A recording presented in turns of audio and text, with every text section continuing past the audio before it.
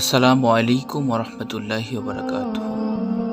হেদায়েত কেন হারিয়ে যায়?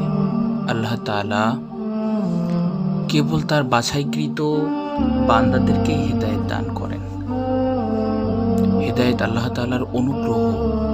হেদায়েত আল্লাহ তাআলার পাওয়ার পর থেকে তা ধরে রাখা আমাদের দায়িত্ব।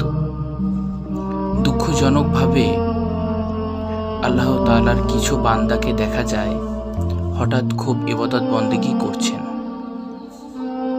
কিছুদিন যাওয়ার পর তিনি হেদায়েত হারিয়ে ফেলেন, ইবাদতে আগের মতো স্পৃহা পান না।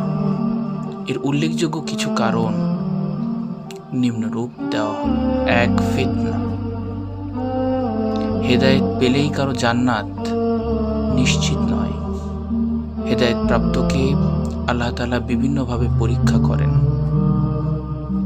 নানা রকম ফিতনা তার সামনে আসে। এর মধ্যে সবচেয়ে বেশি ফিতনা হলো বিপরীত লিঙ্গের ফিতনা। এসব ফিতনা থেকে বাঁচতে চোখের হেফাজত করা,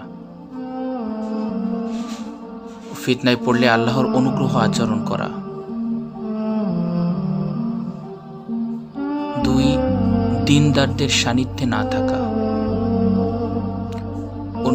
অনেকে হেদায়েত পাওয়ার পর ব্যক্তিজনকে কেবল নামাজে ধরে রাখেন, ইসলামের ফরজ জ্ঞান অর্জনের চেষ্টা করেন না, দ্বীনি মজলিস সেগুলোতে যান না, আলেমদের সাথে থাকেন না। সরাসরি আলেমদের থেকে জ্ঞান অর্জন করতে না পারলেও অনলাইনে আলোচনা ভিত্তিক শোনা,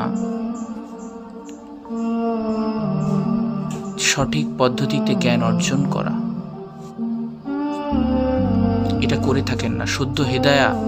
শুদ্ধ বিদায় প্রাপ্ত দেখা যায় মৌলিক বিষয়গুলোকে বাদ দিয়ে অনেকে গল্ফ ও ইনফিতাহ বিষয়ে পড়ে যাচ্ছেন, যেগুলো সম্পর্কে তার প্রাথমিক জ্ঞান নেই।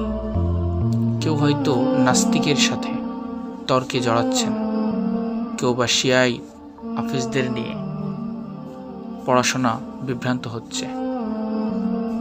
অথচ প্রত্যেকের জন্য ফরজ হলো দ্বন্দ্বের বিষয়ে, যেমন ঈমান, আকীদা, সালাত, পবিত্রতা, কোরআন হাদিস,